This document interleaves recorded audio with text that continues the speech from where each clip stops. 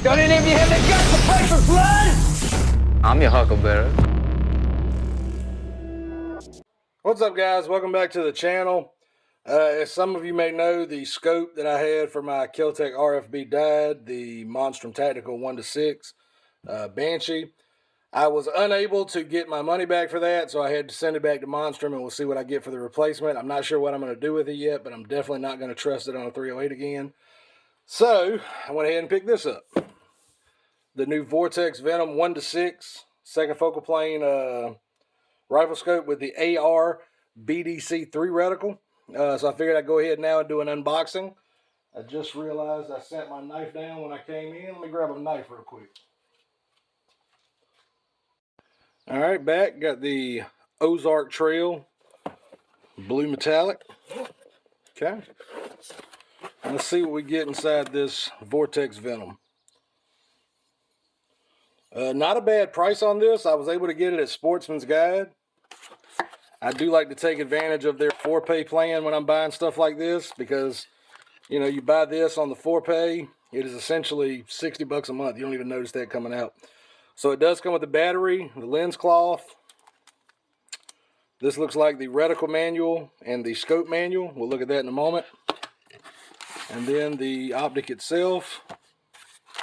See, on this side, looks like it does come with a throw lever included. That's pretty nice. There's the first look at the optic. Very large adjustment knobs.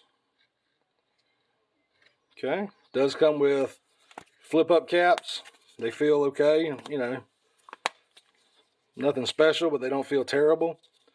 There is a warning label on here, not to exceed 18 inch-pounds when installing.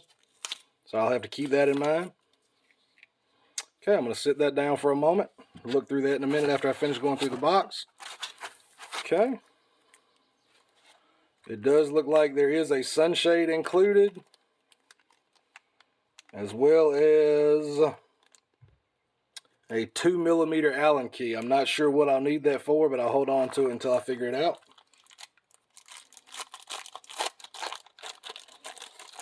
And there's the sunshade. Okay, it's nice that they include these extras. Let's see what else is in here.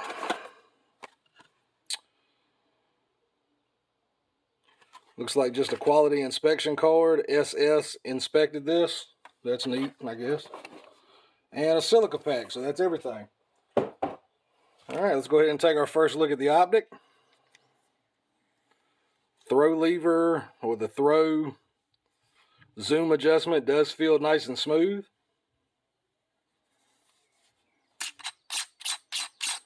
See what these turrets look and feel like. Well, they're very big. They are both audible and tactile. That's actually really nice. They do have the zero function, so you can take the top off after you set your zero, return it to zero, and then lock it back down. Okay, the adjustments on the up feel really nice.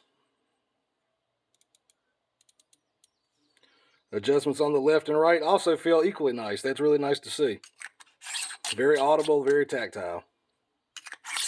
Does not feel spongy. It's very crisp. It does have an adjustable diopter if you have any kind of, well, I think it does. Yeah, okay. So it does have an adjustable diopter, so you could tune it to your specific eyesight. And you guys won't be able to see this, but I'm going to go ahead and take a look through it. That is very nice. It's very clear. It has a very comfortable eye box. It's very forgiving. Eye relief. It's a perfect eye relief for one. It's right around 3.5 inches. And for 6 is about the same, so that's actually pretty cool. Usually on these low power optics, what you'll see is that they don't have the same eye relief on both magnifications. I'll have to put it on the rifle to confirm, but for right now it does seem like it does. So if you guys give me a moment, I'm going to go ahead and look at the manual. Or I guess we can do it together. Why not?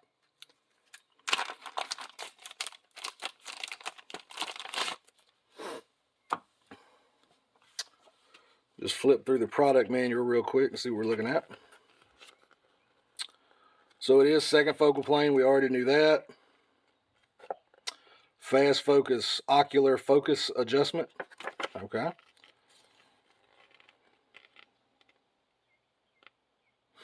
Fixed parallax, to be expected. It obviously doesn't have a parallax adjustment.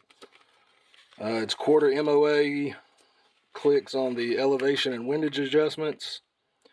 Uses a CR2032 battery. Gonna have to break out the little torque screwdriver to install this. 18 inch-pounds. Okay. All right, easy enough. Look at the reticle manual. This is a new reticle for me. So what I may do is go ahead and... Actually, yeah, I think I'm going to do that. I'm going to go ahead and cut the video here. I'm going to read this, and then I'll try to insert a reticle explanation the same way I did for the primary arms optic. So give me a minute, and I'll see you guys in just a second. All right, guys. So as you can see here, we have the Vortex AR-BDC-3 MOA reticle. It has a 1 MOA dot in the center there, surrounded by the horseshoe. The horseshoe, of course, is intended to be used as a CQB reticle at the 1 power setting for fast shots close range. It is recommended for 223 and 308 to zero this reticle at 50 yards, utilizing a 50/200 zero, which theoretically means that your rifle would be zeroed at 50 yards and then again at 200 yards. Once you have a 50-yard zero, the center dot would be utilized from 0 to 200 yards to take all shots. Then, depending on your caliber of choice, there's a bullet drop compensator and windage compensator below the red dot that you would utilize. So for instance, using a 223 or 5.56, your center dot will be good for 0 to 200 yards. The first hash mark below the dot would be your point of aim for 300 yards. The second hash mark with the 4 beside it would be 400 yards. Coming down, the next full hash mark with the 5 beside it would be 500 yards. And then going all the way down to the bottom, the hash mark with the 6 that corresponds with it would be 600 yards. If you'll notice, there are half hash marks in between each range. Those indicate 50-yard increments. So between 3 and 4 would be 350, 4 and 5 would be 450, and between 5 and 6 would be 550. And the very bottom hash between those two 10s indicates a 650-yard drop out of a standard 16-inch barrel using 223 or 5.56 ammunition.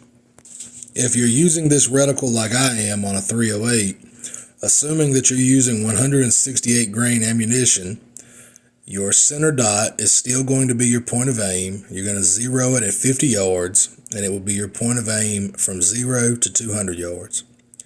The first hash mark down will be your point of aim at 285 yards, which will signify a 7.2-inch bullet drop. The next hash mark down with the 4 beside it will actually be 385 yards if using a 308, or 22 inches in drop. The next hash mark down with the 5 beside it will actually be 485 yards, or a 47.5-inch drop. Then the bottom hash with the 6 beside it for 308 is also a 600-yard drop, or 92 inches. It is still recommended that when utilizing this scope, you take it out to the range and you confirm the different distances that these reticles will match, because it may vary depending on your barrel length and the type of ammunition you are using. Now, in addition to the hash marks designating the bullet drop based on the range you're shooting at, you'll also notice there are dots alongside each distance. Those dots represent wind holds based on 5-mile-an-hour increments. So the dot closest to the center would represent a 5-mile-an-hour crosswind. The second dot, 10 miles an hour, as denoted by the 10 at the bottom. And the last dot over would be 15 miles an hour. If you have wind speed that is in between a dot, you would hold halfway between them as your estimation. So for instance, to put this in perspective, let's say you're shooting a target 400 yards away and the wind is blowing from right to left at 10 miles an hour. You would utilize this dot here to aim at your target. Another example, if you were holding at 600 yards and the wind was blowing from left to right at 7.5 miles an hour, you would place here to make an impact. This reticle is also equipped with a auto ranging estimate at the top. You'll see there is a 3, 4, 5, and 600 yard designation at the top center of the reticle, and it is based on an 18-inch width. 18 inches is the average width of the shoulders of a man. So assuming your scope is at full magnification because it is a second focal plane scope, and you place the range finding reticle across your target, if it hits shoulder to shoulder on the top line as shown here, you could safely assume that your target was 300 yards away, and then you would use the corresponding hold under the center dot to make your shot. Consequently, if you place your range finding reticle against your target and it hits shoulder to shoulder as shown here, that would be a 600 yard shot, and then you would have to hold your shot at the 600 yard hash mark to make an impact, as shown here. Keep in mind, because this is a second focal plane scope, that all range finding and all bullet drop compensating values only work when you are at 6 power.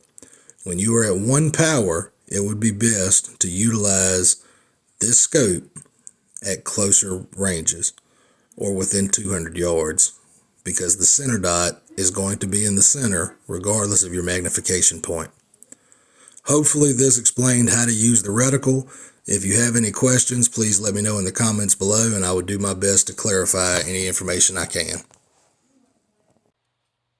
Alright guys, so hopefully that helped clarify what the hell is going on with this reticle. I'm pretty excited about it. I've been kind of playing around with it. I do have it mounted now on the Keltec RFB. Excuse me. Just looking through it, I love it so far. It looks crystal clear. I did go ahead and mount everything to spec, 18 inch-pounds of torque on all screws and attachments. Not using the throw lever right now, just going to try it without it. I did put the sunshade on, but I'm not quite sure if I'm going to keep it. Let's see what it looks like with versus without.